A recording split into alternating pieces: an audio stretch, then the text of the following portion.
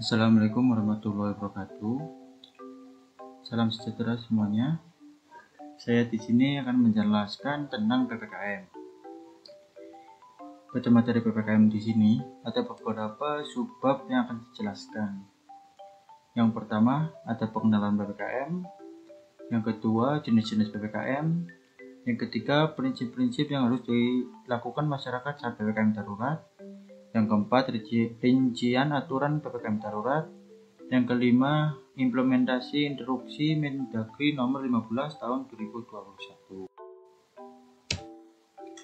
Yang pertama, apa itu PPKM? PPKM adalah kepanjangan dari pemberlakuan pembatasan kegiatan masyarakat. Sebelumnya, ada sebutan lain yang juga diperkenalkan pemerintah sejak awal pandemi COVID-19, yaitu PSBB, atau biasa disebut yaitu pembatasan sosial berskala besar. Pada saat ini, PPKM darurat lebih ketat dibandingkan PSBB maupun PPKM mikro yang juga sudah diberlakukan oleh pemerintah sebelumnya. Pelaksanaannya dilakukan di kabupaten atau kota di Jawa dan Bali. Bahkan yang terbaru ada 15 wilayah luar Jawa, Bali yang turut memperlakukan PPKM darurat ini. Pada aturan pembatasan sosial berskala besar PSBB dimulai diberlakukan yaitu pada 17 April 2020. Kemudian pemerintah memperlakukan istilah baru guna menekan risiko penyebaran yang lebih tinggi di sejumlah daerah dengan nama PPKM. Kita lanjutkan ke subbab yang nomor 2, yaitu jenis-jenis PPKM. Yang pertama jenis PPKM yaitu PPKM Mikro. PPKM Mikro ini berlangsung mulai 9 Februari sampai 22 Februari 2021 dan berlaku di 7 provinsi dengan sejumlah aturan yang lebih lengkap berdasarkan zonasi. Bahkan diawasi mulai level RT atau RW di awal Juli 2021. Yang kedua yaitu PPKM darurat yang diberlakukan pada saat ini. PPKM darurat ini dilakukan imbas lonjakan kasus COVID-19 termasuk dari varian baru. PPKM darurat berlaku dari 3 sampai 20 Juli 2021 khususnya di Jawa dan Bali. Namun, seiring kasus yang terus meningkat, PPKM darurat juga diperpanjang sampai bulan Agustus 2021.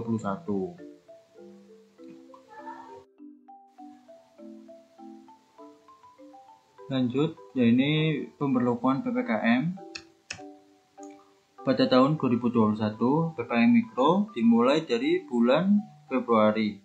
Lebih tepatnya yaitu 9 Februari sampai 22 Februari 2021.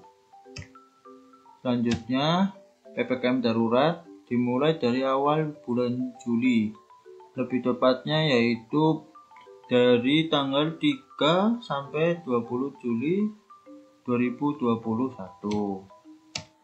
Dan ini PPKM darurat diperpanjang sampai awal bulan Agustus 2021.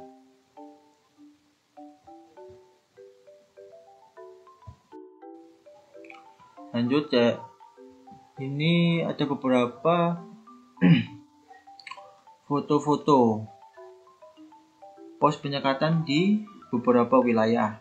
Yang pertama dari kiri sendiri, yaitu pos penyekatan di Kudus.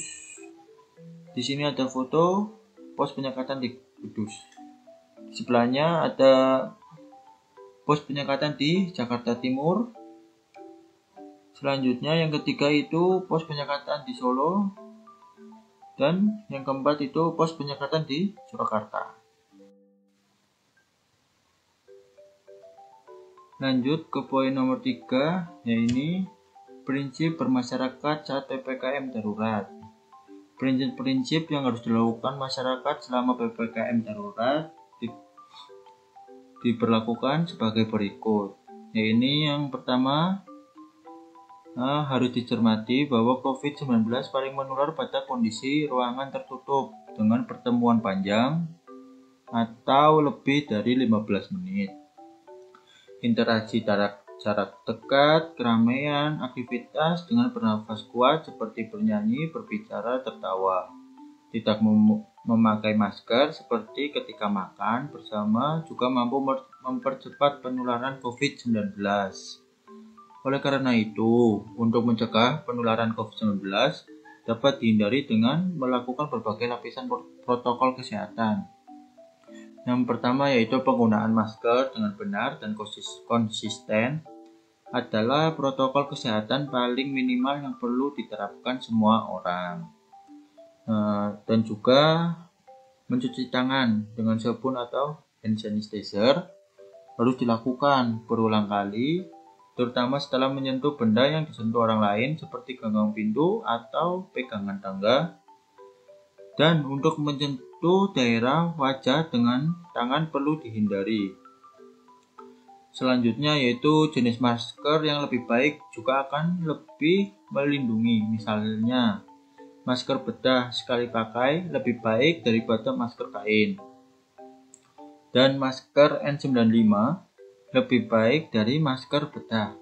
Saat ini penggunaan masker sesekali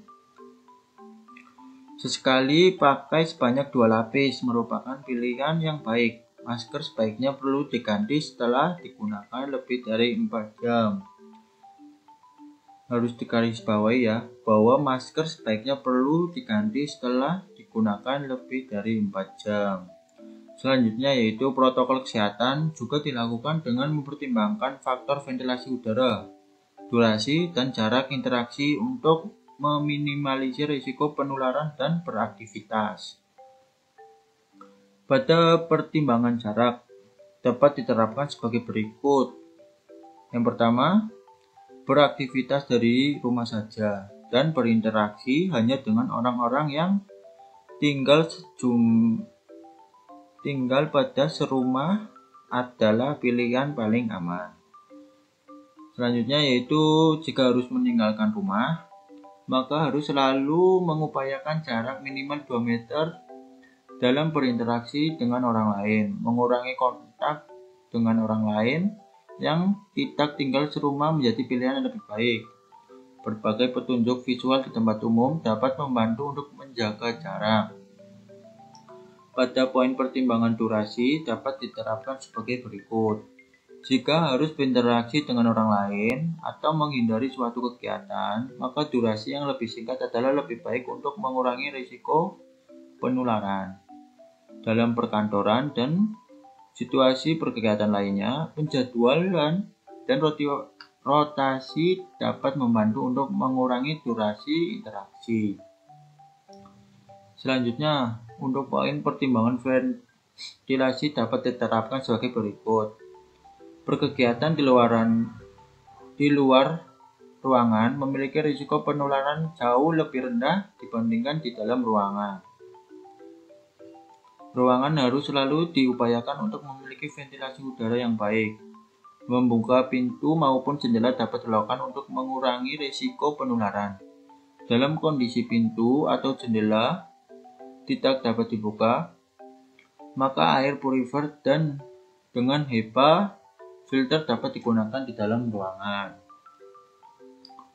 Lanjut, dalam kondisi penularan sudah meluas di komunitas, maka intervensi yang lebih baik ketat dengan membatasi mobilitas masyarakat secara signifikan perlu dilakukan. Penguatan 3T yaitu testing, tracking, treatment perlu diterapkan. Yang pertama yaitu testing. Ingatkan sesuai dengan tingkat positivity rate mingguan. Untuk tracking perlu dilakukan sampai mencapai lebih dari 15 kontak erat per kasus. Karantina perlu dilakukan pada yang diidentifikasi sebagai kontak erat. Pada treatment perlu dilakukan dengan komprehensif sesuai dengan berat gejala. Hanya pasien bergejala sedang, berat, dan kritis yang perlu dirawat di rumah sakit. Isolasi perlu dilakukan dengan ketat untuk mencegah penularan. Selanjutnya untuk upaya pencepatan vaksinasi harus terus dilakukan untuk melindungi sebanyak mungkin orang. Untuk vaksinasi, alhamdulillah pada saat ini masih gencar-gencarnya untuk divaksinasi. Selanjutnya, upaya-upaya ini dilakukan untuk menurunkan laju penularan dengan mengutamakan keselamatan yang rentan untuk meninggal seperti lansia maupun orang dengan komorbid. Meningkatnya kapasitas kesehatan yang terbatas dan dampak jangka panjang dari infeksi COVID-19.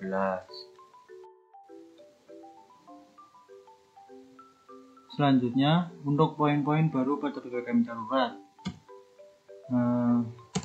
yaitu yang pertama, aturan pelaku perjalanan domestik.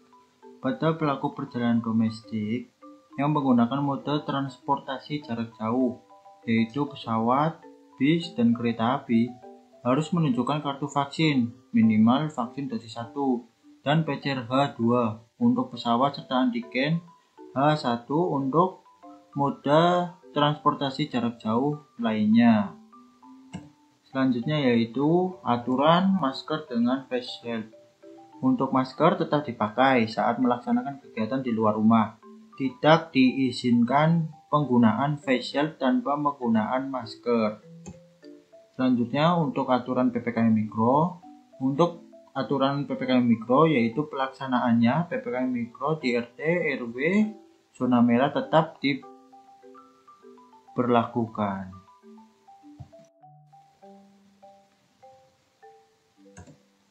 Lanjut untuk rincian aturan PPKM darurat.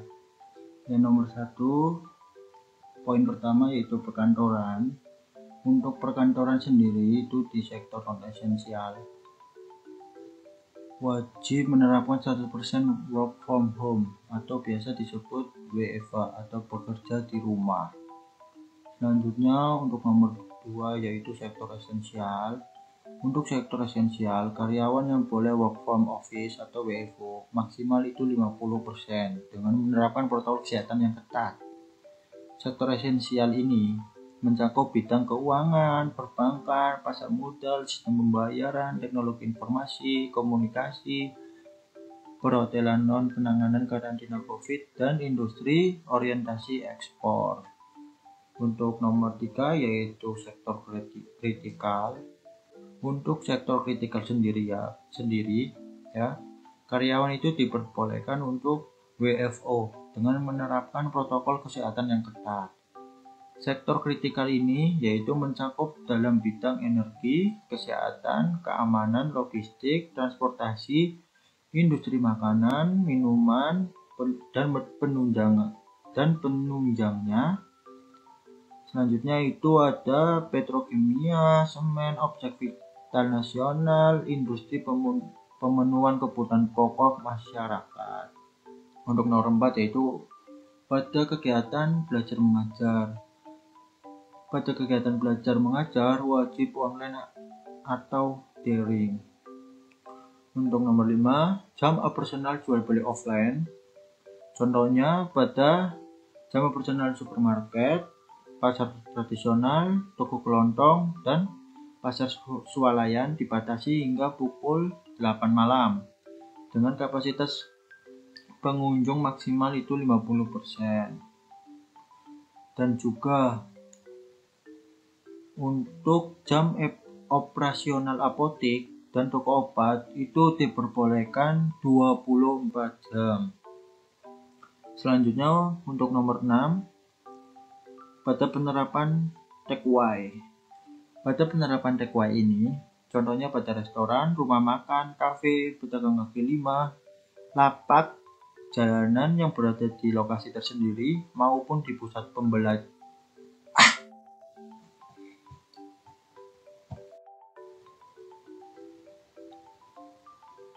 Selanjutnya yaitu nomor 8, penertiban penumpang kendaraan umum. Pada penertiban penumpang kendaraan umum, angkutan massal taksi konvensional dan online, serta kendaraan sewa dibatasi maksimal 70% dengan menerapkan protokol kesehatan yang tepat.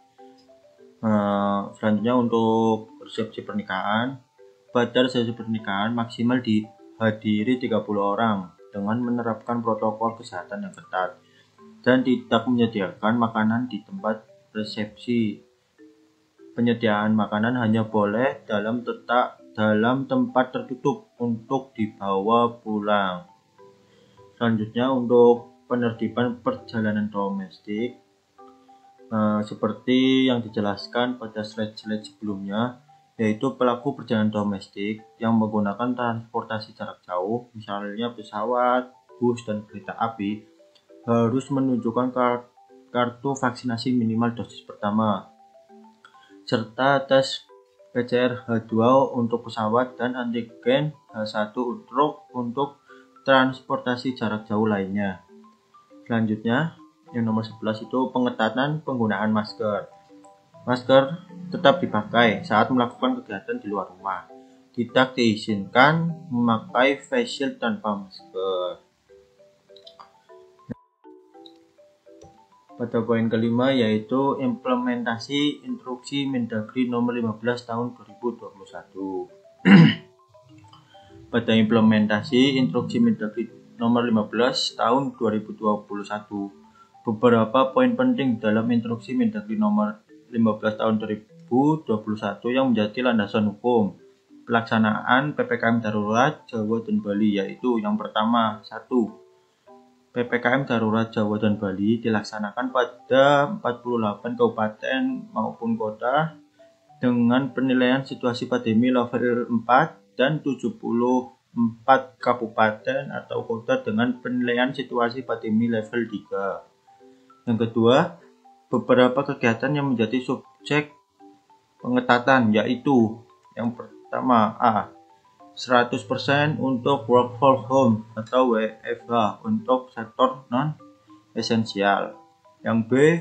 50% untuk work from office atau WFO untuk sektor esensial. Yang C. 100% untuk work from office atau WFO untuk sektor kritikal. 100% kegiatan belajar mengajar dilakukan secara daring. 100% pusat pembelanjaan, mal, pusat perdagangan ditutup.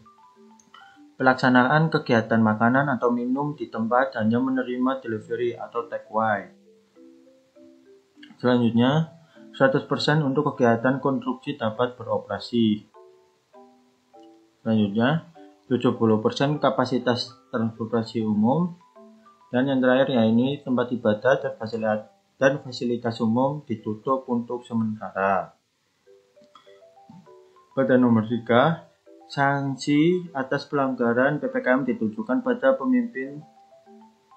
pimpinan daerah atau gubernur, bupati, dan wali kota yang tidak melaksanakan ketentuan instruksi Mendagri nomor 15 tahun 2021 akan dikenakan sanksi sebagai diatur pada pasal 68 ayat 1 dan ayat 2 Undang-Undang nomor 23 tahun 2014 tentang pemerintah daerah, pelaku usaha restoran, pusat perbelanjaan, transportasi umum yang tidak melakukan ketentuan dalam instruksi Mendagri nomor 15 tahun 2021 dikenakan sanksi administratif sampai dengan penutupan usaha sesuai dengan ketentuan peraturan perundang-undangan.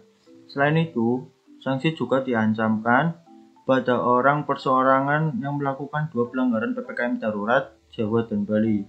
Ancaman sanksi dan pelanggaran yang dimaksud bagi orang perseorangan diatur dalam Undang-Undang nomor 4 tahun 1984 tentang wabah penyakit menular. Undang-Undang nomor 6 tahun 2018 tentang kekarantinaan kesehatan, peraturan daerah, peraturan kepala daerah, serta ketentuan peraturan perundang-undangan lainnya yang ketat. Terima kasih atas perhatiannya. Mohon maaf jika ada salah kata dari saya. Saya tutup. Wassalamualaikum warahmatullahi wabarakatuh.